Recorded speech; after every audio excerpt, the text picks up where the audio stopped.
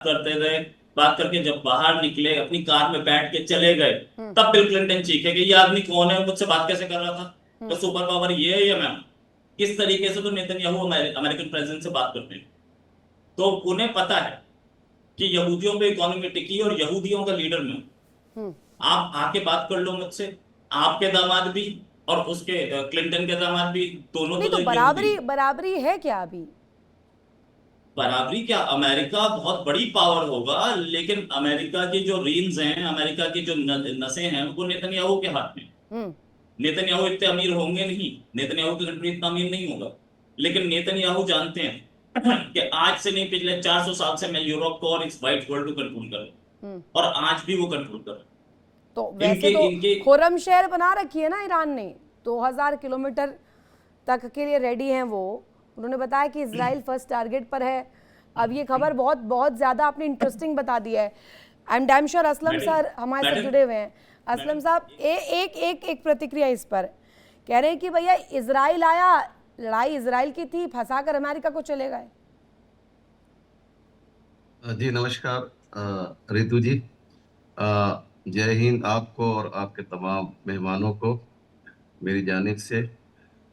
देखिए, ये दुनिया जानती है कि ये जो जंग हुई है, ये वो जंग है जिसमें कोई गोल और कोई टारगेट मुअय्यन नहीं किया गया था। हम्म।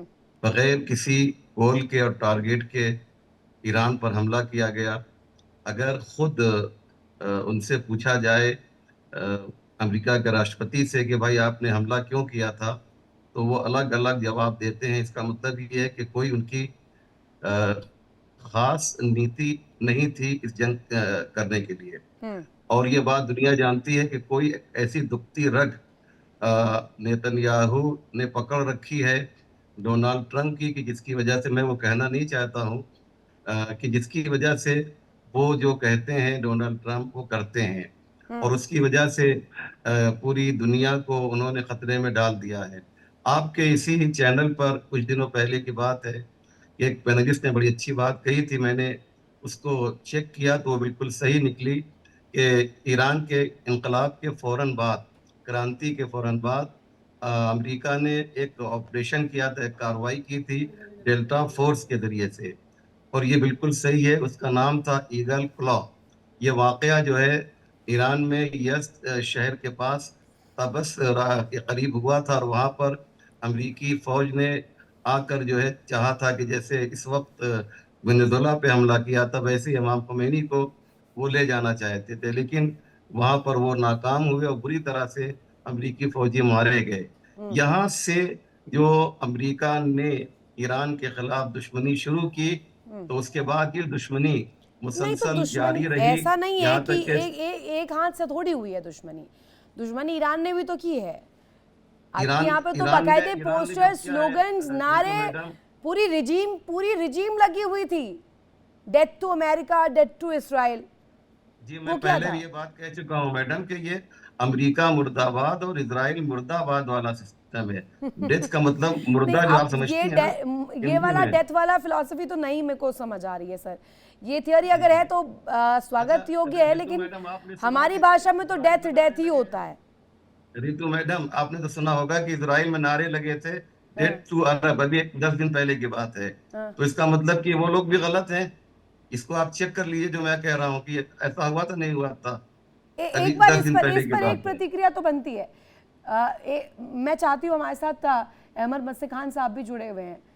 खान साहब स्वागत आपका। लेकिन ये जो कह रहे हैं असलम साहब, वो कह रहे हैं कि death to America, death to Israel, इसका मतलब वो है ही नहीं जो हम समझ रहे हैं, दुनिया समझ रही है। जी नमस्कार, आपका शुक्रिया। अब ये तो नारे नारे होते हैं रितु जी। मैं इनसे इस बात तक एग्री करता हूँ कि नारे का मतलब ये तो नहीं है कि आप जो है नारे का जवाब जो है जो टॉमोहॉक मिसाइल्स इस किस्म से बेदर्दी से बॉम्बिंग, भाई ये नारे दुनिया में लगते हैं, हर जगह लगते हैं। हमारे नहीं तो बलूचिस्तान में हर रोज अगर लगते अगर हैं, death to Israel, death to America, आप मान रहे हैं वही वाली मीनिंग? नहीं नहीं, देखें, उस तरीके से नहीं, वो तो गलत बात है। यानी हर एक कौम को, हर एक रियासत को जिंदा रहने का हक है। ये अगर वो उस अंदाजे से कह रहे हैं, देखें ये बात, ये जो रिलीजियस ज्यादा लोग हैं उनके हम आइडिया से मुत्तफिक नहीं हैं। ये जो हमारे भी कुछ लोगों में मुसीबत है कि यहूद और हुनूद, इनके साथ हमारी हमेशा से लड़ाई रहेगी, ये बात सही नहीं है। इससे हम कभी भी मुत्तफिक नहीं हो सकते हैं। इंसान इंसान है, चाहे वो यहूदी है, चाहे वो जो नहीं भी है। ठीक है, आप, मैं मान रही हूँ आप ट्रम्प की नीतियों से ज़्यादा जुड़ते नहीं है, लेकिन इसका मतलब ये थोड़ी है कि ईरान ने कुछ किया ही नहीं है। लगे तगे आपने तो ईरान को पूरा क्लीन चिट दे दिया फिर। नहीं, ईरान के देखे, ईरान में तो कोई पॉपुलर गवर्नमेंट तो नहीं थी ना जी। ईरान में तो एक मुल्लाओं की हुकूमत थी। मुल्ला तो मैं कहीं पे भी नहीं चाहता हूँ, चाहे मुल्ला पाकिस्तान में हो चाहे कहीं पर भी हो। देखिए मुल्लाओं की जहनियत एक थोड़ा सा कम होता है। मुल्ला का मतलब जो है पेस्टर, मुल्ला का मतलब यहूदियों की रहबाई। लेकिन यहूदियों में ये जो जायोनिस्ट हैं, ये कोई मुल्लाओं से कम नहीं है जी। ये जायोनिस्ट मुल्लाओं से कोई 100 गुना ज्यादा खतरनाक हैं। मैं आपसे यकीन से कहता हूँ। इनमें ये है कि भाई यहूदी दूसरों से आला हैं। इनमें ये है कि खुदा ने यहूदियों को चुना हुआ है। ये कौन से ये नहीं भूषण दीवान सर, इत्तेफाक रखते हैं आप इनकी बातों से? और प्रश्न ये भी है कि अगर ये स्थिति ऐसी है जो दिख रही है, वो कह रहे हैं कि नारों का क्या है, नारे तो नारे हैं। बिल्कुल बिल्कुल, लेकिन ग्राउंड तो तैयार किया ना नारों ने ही। नहीं नहीं नहीं तो जी, नारे जात ना पूछिए साधु की, पूछ लीजिए ज्ञान, मोल करो तलवार का, पड़ा रहनो म्यान, वो कुछ नहीं है। और 48 साल तक तो आपने सैंक्शन लगाया ईरान पे। देखिए 7 अक्टूबर 23 में जो किया हूती ने, हमास ने ईरान की शय से, वो बड़ा भारी हैवानियत का टेररिज्म टैक्स था, एक्ट था। वो अमेरिका ने जो किया 28 फरवरी को, वो भी टेररिस्ट एक्ट था। अमेरिका जो है 900 मिलिट्री बेसेस लेकर दुनिया में बैठा है, ये क्या आरती करने के लिए, टेररिस्ट खेलने के लिए बैठा है? ये भी टेररिज्म है। और जहां मर्जी आती है, 70-80 देशों में उन्होंने तख्ता पलटने की कोशिश की है और 34% या 40% सक्सेस हुए हैं। क्यों भाई? हम तुम्हारे को, तुम निग्रोस को ऐसे ट्रीट करते हो, वैसे करते हो। आज भी आपको कहते हैं कि आपके पास ग्रीन कार्ड लेना है तो आप वापस चले जाओ, ये जो भी करते। किसी कंट्री को दूसरी कंट्री में दखल देने का कोई हक नहीं है। आपने इराक, सद्दाम हुसैन बोला हम पेट्रोल ऑयल में नहीं बेचेंगे, वेपन ऑफ मास डिस्ट्रक्शन का बहाना लगा के डिस्ट्रॉय कर दिया। ताइवान का क्या? नहीं ताइवान का क्या दीवान सर? फिर ताइवान को तो छोड़ दिया उसके हाल पर, वही तो मैं जलता रहे ताइवान। ये दोगलापन है, दादागिरी है, सेल्फिशनेस एंड टेररिज्म है। हमें चूर्ण पिलाया जाता है रूल बेस्ड वर्ल्ड ऑर्डर, हमें चूर्ण पिलाया जाता है ह्यूमन राइट्स, डेमोक्रेसी, पीस, और खुद सबसे ज्यादा तोड़ने वाले हैं वेपन ऑफ मास डिस्ट्रक्शन करके। ईरान के अंदर भी इन्होंने अपने पिट्ठू बिठाए हैं, राजा वहां बिठाए हैं। तो ये छोड़ दें। पर यह है कि ना तो ईरान का टेररिस्ट एक्ट माफ करने लायक है, ना अमेरिका का। तो no two wrongs don't make it right, make the same thing right now. अब सवाल ये है, आपने ईरान पे अटैक किया, अच्छा आप बैठे तो थे ना बात करने को, तो आपने ओमान में बैठे थे, आप तो ऑस्ट्रेलिया में बैठे थे, वो आप तोड़ के भाग के आके अटैक कर दिया आपने। दोगलापन। फिर 11 अप्रैल को आप इस्लामाबाद में बैठे। मुद्दे की बात ये, आज का जो मुद्दा है उसमें अमेरिका को घाटा कितना झेलना पड़ा है। जंग में तो खुद ही फंसे, लेकिन घाटा कैसे झेलना पड़ा। टोमोहॉक मिसाइल 1000 से ऊपर खत्म हो गई हैं, अब वो वापस रेप्लेनिश करने में, वापस मैन्युफैक्चर करने में कितना वक्त लगेगा? 1 से 4 साल। कई पैसा भी गया और इज्जत भी गई अमेरिका की। और जिस टाइप से बिहेवियर कर रहे दुनिया के साथ, सारी दुनिया को त्रासदी में डाला इन्होंने। बीच में ये भी खुद की अवाम को भी डाला। जो $6 पर गैलन हो गया है वहां पे तेल, डबल 3 महीने में, सबको बर्बादी। क्यों? विनाश काले विपरीत बुद्धि, जो उन्होंने काम किया है। और वो ना उनको माया मिल रही है। विपरीत बुद्धि थी या फिर लाई गई है इजराइल द्वारा? नेतन्याहू ने तो नहीं दे दी विपरीत बुद्धि। ऐसा है ना, अमेरिका इतनी बड़ी कंट्री है, लाई गई क्या होता है? आप अगर आंख बंद कर बैठे तो कोई ठाकुर साहब कौवा कान ले गया, आप भागना शुरू कर दिया। और इजराइल के साथ सऊदी ने में ईरान कमजोर करो, शिया सुन्नी का कमजोर, आ गए। वो आ गए, क्यों आ गए? वो सोचा हम तो दादा हैं, कुछ भी कर लेंगे। विदाउट भाई उन्होंने कुर्दों को पैसे दिए हैं, कुर्द को पता होगा, हमारे ईरान से भाई बैठे हैं, बलूच साहब बैठे हैं, भाई तुम अंदर से खुराफात करो। बलूच ने कहा है कि तुम तो हमें कुर्दिस्तान बनाने के लिए तो 40 साल से कह रहे हो, आज तक तुमने बनाया नहीं, भगोड़े हो तुम, हम तुम्हारी बात नहीं मानेंगे। वो पैसा लेके, मशीन गन लेके उन्होंने अटैक अमेरिका पे किया, ईरान पे नहीं किया। अंदर खाने जो गड़बड़ी कर ली, भाई आप कब तक गलत व्यवहार रखोगे और दुनिया में दादा बने फिरोगे। अब ताइवान, आप कहा ना अभी ग्लोबल पुलिसिंग का डंडा लिए तो फिर ही रहे ना। अब पुलिसिंग नहीं, खूब की जेब भरने को ताइवान को छोड़ दिया उन्होंने, कोई पुलिसिंग नहीं है, किसी के दोस्त नहीं है। अभी आए हुए अपने उनके रूबियो आए हुए हैं, वो कलकत्ता गए हैं, नई ईस्ट इंडिया कंपनी सेट करने आए हो, तुम कौन हो भाई, और तुम दुनिया के रजीम बदलोगे। No no no, Iran can't have nuclear. अरे नॉर्थ कोरिया के पास न्यूक्लियर कुछ नहीं किया, पाकिस्तान के पास न्यूक्लियर कुछ नहीं किया, ईरान के पास 40 से 60 न्यूक्लियर वेपन है, कुछ नहीं किया।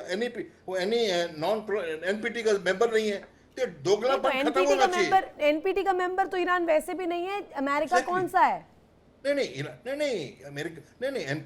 अमेरिका एनपीटी का मेंबर है, रशिया है, इंडिया है, और इजराइल नहीं है। मैं कह रही हूँ अगर जेसीपीओ से खुद का नाम हटा सकता है, एनपीटी अगर है भी तो भी तस्वीर डिफिकल्ट नहीं हो जाती है? नहीं, एनपीटी में क्या लिखा है, नंबर 2 पॉइंट लिखा है कि जो न्यूक्लियर आर्म पावर्स हैं वो अंडर सॉल्ट का मतलब स्ट्रेटेजिक आर्म लिमिटेशन एक्ट, जो गोरबाचोव और उसने रीगन ने की थी, we will reduce your nuclear stockpile. अरे वो टेस्ट करना शुरू कर दिया दोबारा उन्होंने, क्यों? चीन बढ़ा रहा है, ये तो बहानेबाजी है। तो वो एनपीटी कहाँ मान रहे हैं, और ईरान तो सिग्नेटरी है, तभी तो आईएई उनको कर रही थी, और वही अभी आप मांग रहे हैं। और मैं आपको एक और बताऊं, छोटी सी बात, ये हो जाएगा, देख लेना आप, ये संधि होने की लग रही है। नहीं, ये आपने जो फैक्ट रखा कि अमेरिका है वो चाहता है एनपीटी के नाम पर डंडा चलाए, लेकिन एनपीटी पे तो खुद ईरान नहीं है ना, वही तो मैं आपसे पूछ रही हूँ। है मैडम, एनपीटी सिग्नेटरी है ईरान। विड्रॉ कर लिया ना सर? नहीं, विड्रॉ कर लिया तो ये तो विड्रॉ करना तो गलत काम है ना, यही तो है। आप जब फंस गए तो विड्रॉ। और दूसरी बात, एक छोटी हो सकता है वो पॉइंट टेक्निकल, देखो ये टेक्निकल को पॉइंट मान नहीं रहा। अभी ये जो 440 किलो जो एनरिच यूरेनियम है, आप हिस्ट्री उठा के देखिए, पहले भी रशिया ने रखा है उनका यूरेनियम, एनरिच यूरेनियम। अभी भी इस पे संधि होगी, मैं पिछली वाइट में कहना चाह रहा था।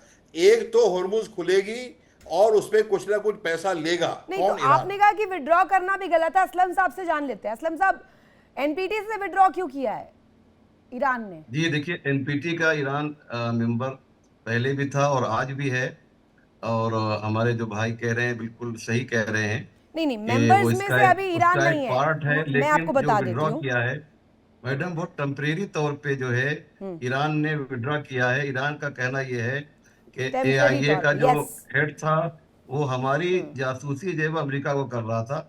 ये मैं नहीं कह रहा हूँ, ईरान का इल्जाम है जो ईरान ने ये कहा था। इसलिए जब तक जंग है उस वक्त तक वो एनपीटी के साथ नहीं है, लेकिन ईरान ने ये कहा है कि जंग रुक जाएगी तो उसके बाद जो है हमारी तरफ से पूरी आज़ादी होगी, और ये लोग आकर इंस्पेक्शन कर सकते हैं, चेक कर सकते हैं, देखें कि हम एटम बम बना रहे हैं या नहीं बना रहे हैं।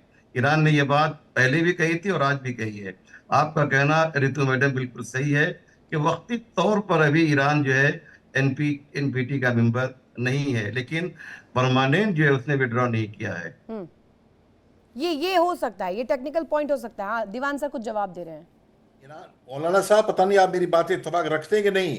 ईरान कहे नहीं, मैं एनपीटी में नहीं जुड़ूंगा, पहले तुम भी उसकी कंडीशन को मानो। क्या? आर्म्स लिमिटेशन, वो तो वहां पे न्यूक्लियर टेस्टिंग को शुरू करने वाला है ट्रंप। ये दादागिरी खत्म करो। हमें ईरान ने जो टेररिज्म किया 7 अक्टूबर 23 को, वो माफ करने लायक नहीं। पर आप जो ईरान ने इस दूसरे टेररिज्म को, देखो जी, हम इलेक्शन होते हैं इंडिया में, कहते हैं वोट किसको दें, एक सांपनाथ एक नागनाथ, ऐसे ही है।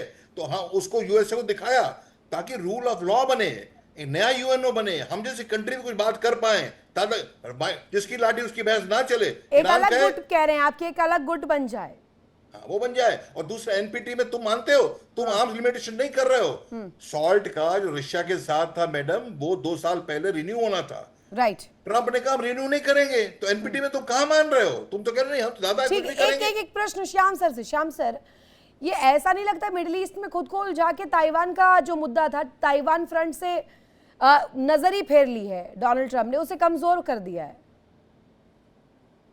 थोड़ा अलग आकलन है मेरा। कई लोग या शायद ज्यादातर लोग ऐसा सोचते हैं कि ये गल्फ की लड़ाई में इजराइल ने अमेरिका को लाया है। मैं कहता हूं कि ये बात झूठी है और ऐसा नहीं है। इसके बैकग्राउंड में जाने से ऐसा नहीं लगता।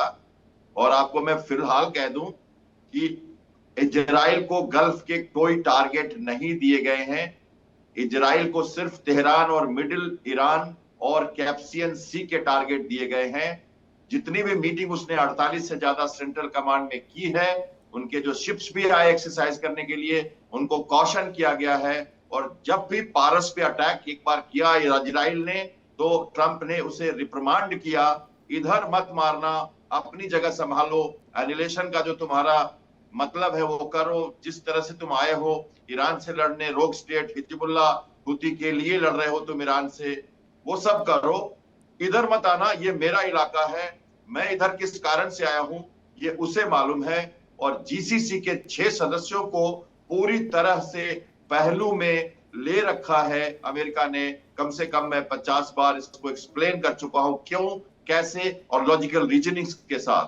क्योंकि कोई भी स्टेट अपनी सोवरेन अटैक्स के ऊपर लगातार चुप बैठना और सिर्फ पर अभी मुद्दे की बात ये श्याम सर, चर्चा इस बाबत हो रही है कि अमेरिका फर्स्ट की नीति थी ना, मागा, मेक अमेरिका ग्रेट अगेन, वो अमेरिका ग्रेट हो रहा है, अमेरिका फर्स्ट हो रहा है या अमेरिका स्ट्रक हो रहा है, स्टक इन दिस वॉर? जी, ये टेम्पररी बात हम कह सकते हैं, लेकिन अमेरिका के प्रेसिडेंट की माने और उनके सीआईए की नीति की माने, व्हाइट हाउस लड़ाई लड़ता है, प्रेसिडेंट नहीं लड़ते। ये सीआईए डिसाइड करता है किस कंट्री तो फेलियर है सर, फिर तो फेलियर है ये। फेलियर हम कह सकते हैं, लेकिन इसे लॉन्ग टर्म में देखना ही पड़ेगा। इतनी जल्दी हमें आकलन करना सही नहीं होगा। वो बार बार इसलिए डील के ऊपर जा रहे हैं कि वो एनर्जी सिक्योरिटी को एक तरह से अफेक्ट करके रोकना चाहते हैं, वर्ल्ड का ध्यान स्टैग्नेट करना चाहते हैं, और फिर से वो अपनी बात जो करना चाहते हैं, जो नीति उनकी है, वो सब करेंगे। वो पेंटागन में डेमोक्रेट्स और रिपब्लिक दोनों के सहयोग से सब हो रहा है। आपको भले ग्रीन रूम की बातें ना समझ में, हमारे दर्शकों को जानना चाहिए। नहीं ठीक है, ताइवान के लिए बड़ा, डोनाल्ड ट्रंप पहले बड़ी बड़ी बातें किया करते थे। रोहित सर, ताइवान अब इम्पोर्टेंट नहीं रहा है क्या, या उसकी इम्पोर्टेंस अभी ईरान वॉर से ज्यादा नहीं है, प्रायोरिटी सेट है? ईरान वॉर में अमेरिका खुद फंसा हुआ है, वहां से बाहर निकलना चाह रहा है, राइट, चारों ओर से कोलैप्स हो गया है, इसलिए उसके लिए अभी इंपॉर्टेंट है। ताइवान उसके लिए इंपॉर्टेंट रहेगा, वो ताइवान से कभी एक्सेप्ट नहीं करेगा, क्योंकि चाइना को कर्टेल करने के लिए ताइवान सबसे इंपॉर्टेंट वेपन है।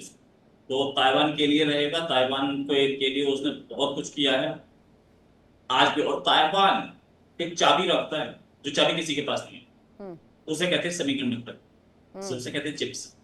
तो वो चिप्स का लार्जेस्ट प्रोड्यूसर ताइवान है, जो कि वो चाहता है कि वो चाइना के पास टेक्नोलॉजी ना जाए, हमारे पास है, और हम ही उस टेक्नोलॉजी को यूज करेंगे। तो वो ताइवान से कभी बाहर नहीं निकलेगा, ये मुझसे लिंक पाकर रख लीजिए। लेकिन जहां तक बात अमेरिका की, मैं एक चीज बोलना चाह रहा था पिछली बार कि आप ये बोला जाता है कि इंडिया की जो मीडिया है वो फ्री नहीं है, गोदी मीडिया है, बहुत सारी चीजें बोली जाती है। यहाँ पे अडानी और अंबानी को डिस्कस किया जाता है, चैनल्स पे किया जाता है, हर जगह किया जाता है, कुछ सपोर्ट करते हैं, कुछ खिलाफ बोलते हैं, सारी बातें। क्या आपने किसी अमेरिकन चैनल को या न्यूज़पेपर को रोथस्चाइल्ड के खिलाफ आर्टिकल लिखते देखा है? एक को भी? या इस यहूदी लॉबी के खिलाफ देखा है? नहीं। क्यों नहीं? क्या उनका मीडिया फ्री नहीं? वो नॉर्वे वाले जो अपने आप को बता रहे थे freest media in the world, वो मुझे दिखा दे रोथस्चाइल्ड के खिलाफ आर्टिकल कितने लिखे। फ्रीएस्ट मीडिया तो है, चलो मैं मान लेता हूँ। तो ये चीजें, अमेरिका इतनी बुरी तरह से घिरा हुआ है। यहाँ पे भी ताइवान का इशू, अभी जो आपने पूछा, वो ताइवान का इशू अभी सबको पता है कि ताइवान पे अटैक नहीं, तो ताइवान का इशू स्पेसिफिकली उठाया जाता है टाइम टू टाइम। अभी वर्ल्ड मीडिया बिजी है ईरान, जैसे ही वो फ्री हो जाएंगे तो ताइवान से के साथ से भी, पड़ोस से भी एक प्लेन निकल जाएगा, चाइनीज प्लेन निकल, तो वही कहानी है। ये लोग ईरान के ऊपर से अपना फोकस नहीं हटाना अमेरिका के लिए। आपने कहा चीजें बहुत अच्छे से एक्सप्लेन की, लेकिन सेल्फ मेड ही तो है ये अमेरिका का। ताइवान का इशू सेल्फ मेड से ज्यादा मैं ईरान के इशूज,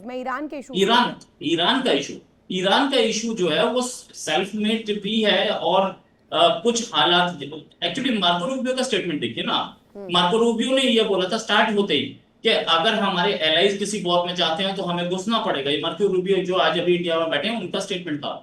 देखिए इंडिया डेली 24/7 अब आपकी स्मार्ट टीवी पर। इंडिया डेली मौजूद है सभी डिजिटल प्लेटफॉर्म पर लाइव और लगातार। इंडिया डेली 24/7, हर दिन राष्ट्र को समर्पित।